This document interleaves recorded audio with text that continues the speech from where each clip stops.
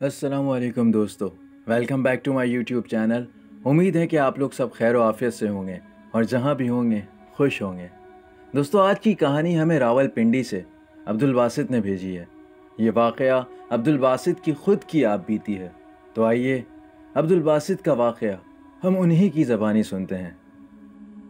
मुझे सैर व तफरीह का ख़ासा शौक़ था और यही वजह थी कि मैं अक्सर साल के आखिर में अपने ऑफिस से सालाना छुट्टियां लेकर चंद दोस्तों के हमरा नॉर्दर्न एरियाज़ निकल जाया करता था।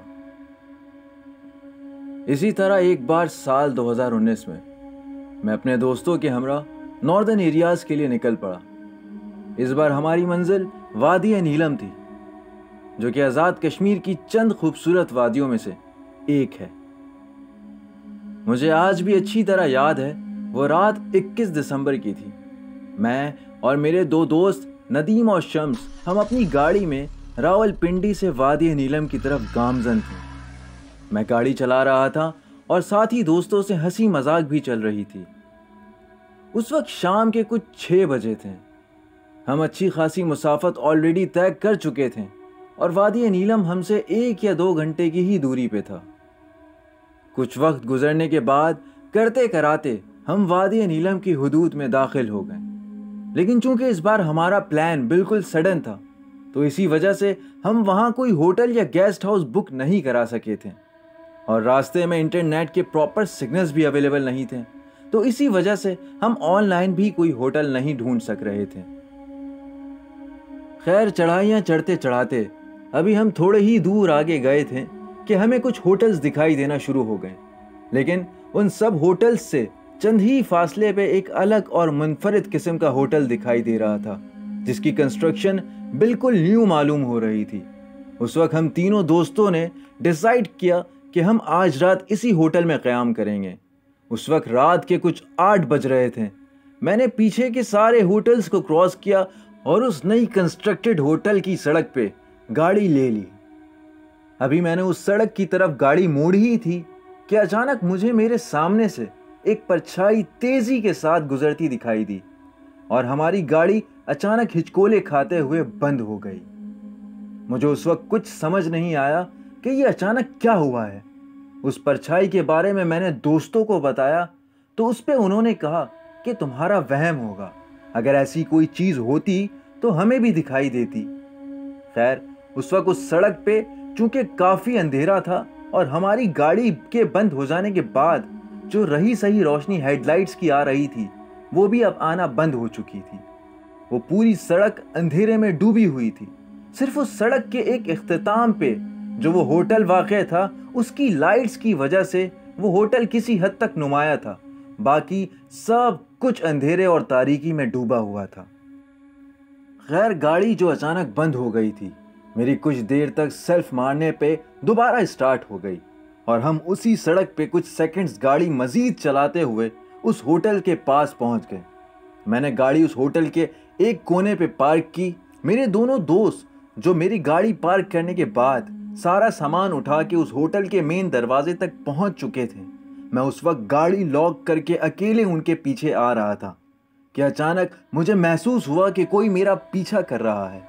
जब मैंने पीछे देखा तो वहां कोई मौजूद नहीं था। पता नहीं क्यों, लेकिन ना चाहते हुए भी मुझे वो जगह, बिलखुसूस वो कच्ची सड़क, थोड़ी अजीब लग रही थी। लेकिन मैंने सोचा सफ़र और थकान की वजह से शायद मैं ज़्यादा सोच रहा हूँ, इसलिए इस बात को नज़रअंदाज कर दिया और अपने दोस्तों की तरफ कदम बढ़ा दिया।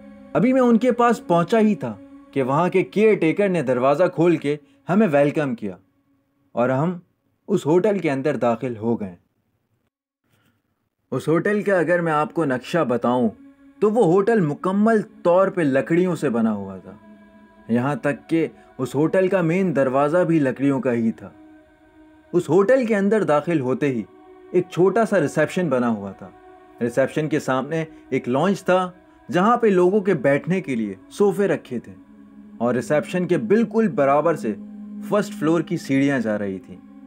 चूँकि हम 3 ही दोस्त थे तो हमने सिर्फ एक ही रूम की बुकिंग करवाई थी। रूम में पहुंचते ही फ्रेश वगैरह होने के बाद मैंने बेड के साथ जो खिड़की लगी थी वहां झांका تو سامنے سے وہی سڑک دکھائی دے رہی تھی جہاں میں نے گاڑی پارک کی تھی۔ نہ جانے مجھے کیوں اس وقت اس سڑک کو دیکھ کر خوف سا آ رہا تھا۔ شاید اس کی بناوٹ ایسی تھی یا پھر واقعی وہاں کچھ ایسا تھا جو اس سڑک کو وحشت ناک بنا رہا تھا۔ خیر، ہم دوستوں نے کھانا وغیرہ کھایا اور آرام کی غرض سے اپنے اپنے بستروں پہ لیٹ گئے۔ تھکن کی وجہ سے ہم تینوں کی آنکھیں جلدی ہی لگ گئیں۔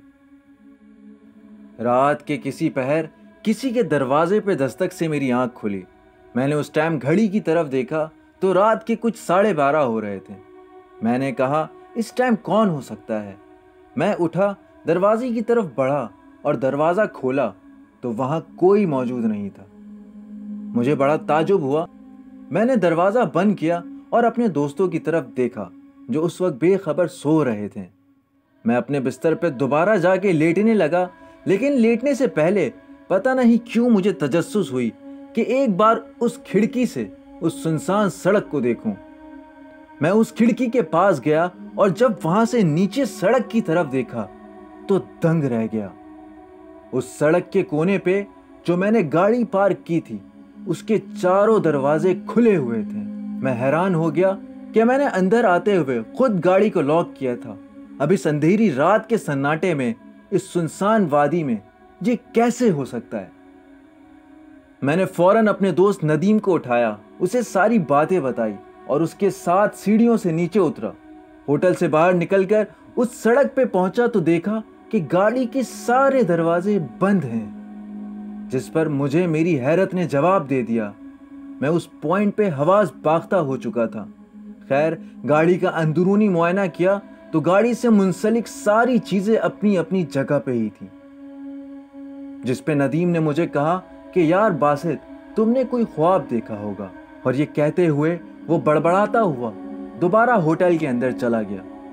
میں اس وقت کافی پریشان ہو چکا تھا اور اس سوچ میں گم ہی تھا کہ یہ کیا ہو رہا ہے، کیسے ہو رہا ہے، کہ اچانک مجھے کسی عورت کی گنگنانے کی آواز آنے لگی۔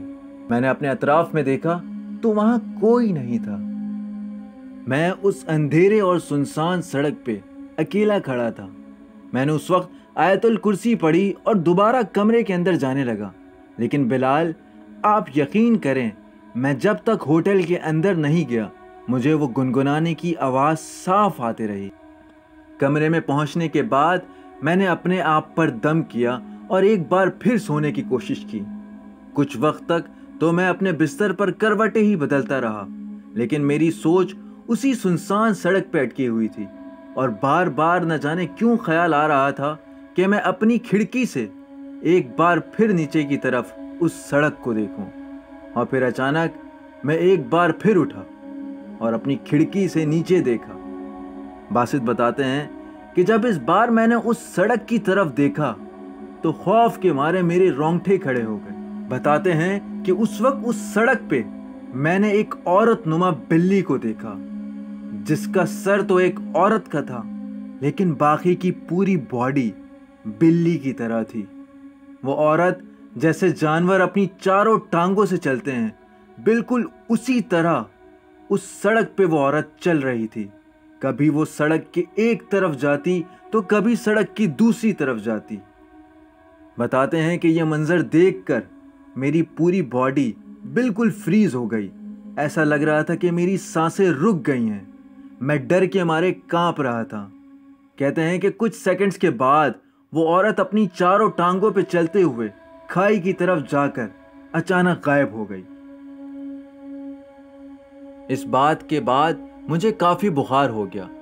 وہ رات کسی طرح تو گزر گئی، لیکن جب صبح یہ بات میں نے اپنے دوستوں کو بتائی تو وہ دونوں میرے ہمراہ اس ہوٹل کے انتظامیہ کے پاس پہنچ گئے اور ان سے اس بات کے بارے میں تفصیلات پوچھی، جس پہ پہلے تو انہوں نے صاف انکار کر دیا کہ یہاں ایسا کچھ نہیں، لیکن جب ہم نے اپنا لہجہ تھوڑا سخت کیا تو انہوں نے بتایا کہ جہاں پہ یہ ہوٹل ابھی بنا ہے یہاں پہ پہلے جھاڑیاں اور جنگلات تھیں۔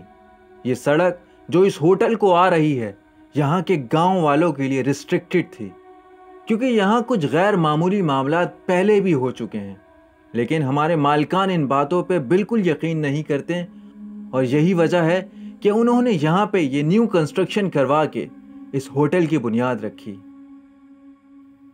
بلال اس رات کے بعد اگلی صبح ہم گھر کے لیے روانہ ہو گئے، اور اس واقعے کے بعد جب بھی ہم ناردرن ایریا کی طرف جاتے ہیں ہوٹلز کی بکنگ پہلے ہی دیکھ بھال کر کرا لیتے ہیں۔ سو یہ انٹرسٹنگ اسٹوری ہم سے عبد الباسط نے شیئر کی۔ آپ لوگوں کو ہماری آج کی یہ اسٹوری کیسی لگی کمنٹ سیکشن میں لازمی بتائیے گا۔ ہماری ویڈیو کو لائک کریے گا اینڈ چینل کو سبسکرائب کرنا نہ بھولیے گا، اور اگر آپ کے ساتھ بھی ایسا کوئی پراسرار واقعہ پیش آیا ہو تو ہم سے لازمی شیئر کیجیے گا۔ ڈیٹیلز ڈسکرپشن باکس میں موجود ہے۔